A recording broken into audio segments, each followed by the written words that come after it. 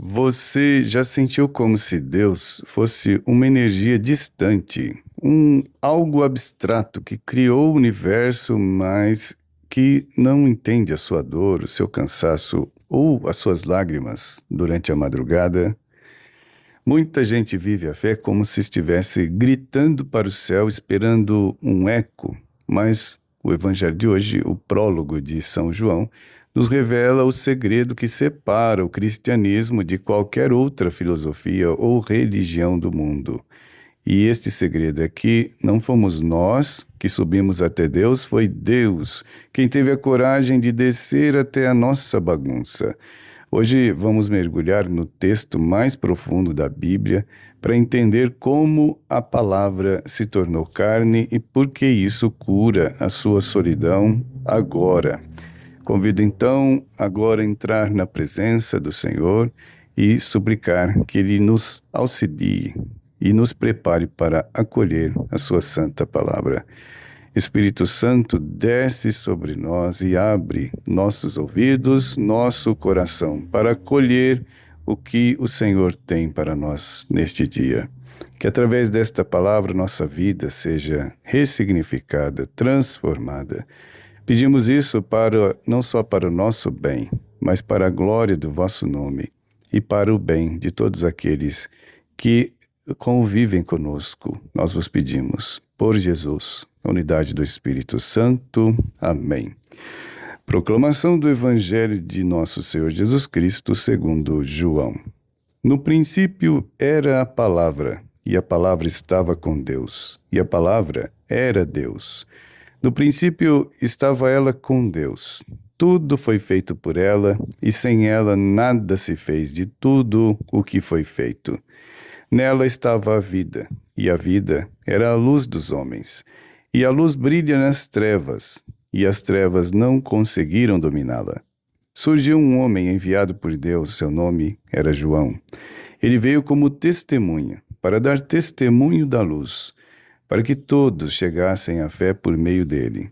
Ele não era a luz, mas veio para dar testemunho da luz, daquele que era a luz de verdade, que vindo ao mundo ilumina todo o ser humano.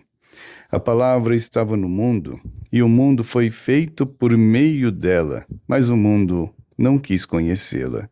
Veio para o que era seu, e os seus não a acolheram. Mas a todos os que a receberam, deu-lhes capacidade de se tornar filhos de Deus, isto é, aos que acreditam em seu nome, pois estes não nasceram do sangue, nem da vontade da carne, nem da vontade do varão, mas de Deus mesmo. E a palavra se fez carne e habitou entre nós. E nós contemplamos a sua glória, glória que recebe com o Pai como Filho unigênito, cheio de graça e de verdade.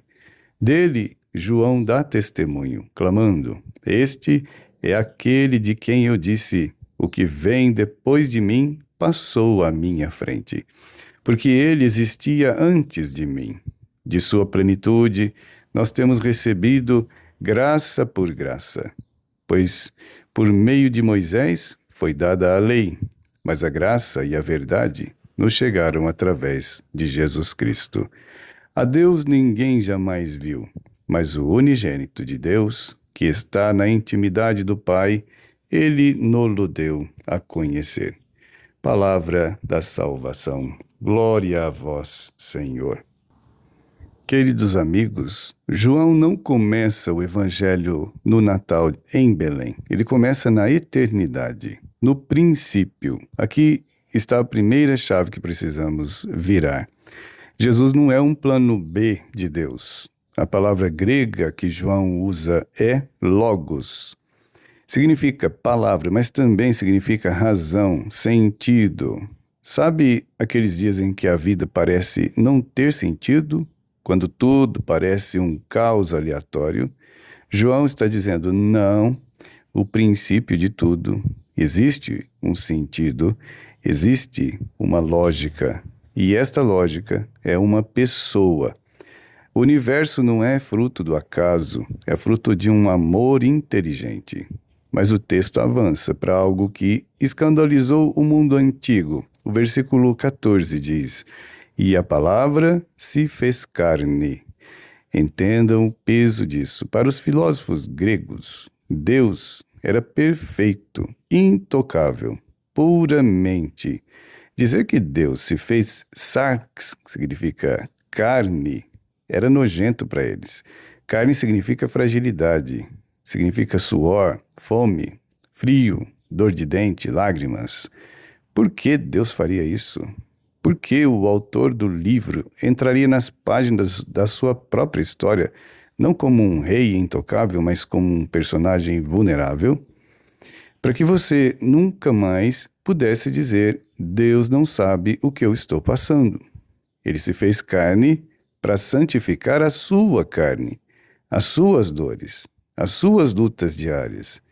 Não são mais desprezíveis. Elas foram assumidas por ele. E o texto diz: de sua plenitude todos recebemos graça por graça. Não é por merecimento. João Batista veio preparar, Moisés trouxe a lei, as regras, mas Jesus trouxe a graça e a verdade. A lei aponta o erro. Você pecou. A graça diz: eu pago a conta e te levanto. Quero ilustrar isso com uma forma que talvez faça mais sentido para o nosso século. Imaginem, por exemplo, um arquiteto genial. Projetou uma casa linda, magnífica. Ele conhece cada viga, cada encanamento, mas, com o tempo, os moradores dessa casa, que não conheciam o arquiteto, deixaram tudo estragar. O teto furou, as paredes mofaram, a luz foi cortada, ficou tudo escuro e frio. O arquiteto poderia ter mandado um manual de instruções por correio, a lei. Ele poderia ter mandado um eletricista, que representam os profetas, mas a situação era tão grave, a escuridão era tão profunda, que o próprio arquiteto decidiu fazer algo impensável. Ele não apenas entrou na casa para consertar, ele se mudou para lá. Ele foi morar no cômodo mais frio e escuro. É isso que significa habitou entre nós. No grego significa literalmente armou sua tenda entre nós. Jesus não é o Deus que fica na cobertura de luxo, olhando para a favela do mundo. Ele desceu, armou a barraca dele ao lado da sua, no meio da sua crise, no meio da sua escuridão, para ser a luz que as trevas não podem apagar. E aqui está a parte difícil, mas libertadora. Ele veio para o que era seu e os seus não o acolheram. Muitas vezes nós somos estes que não acolhem. Preferimos a escuridão, porque a luz incomoda. A luz mostra a poeira dos móveis, mostra os nossos pecados. Mas o versículo 12 é uma promessa para sua semana. Mas a todos os que a receberam, deu-lhes a capacidade de se tornar filhos de Deus. Como você recebe essa luz hoje?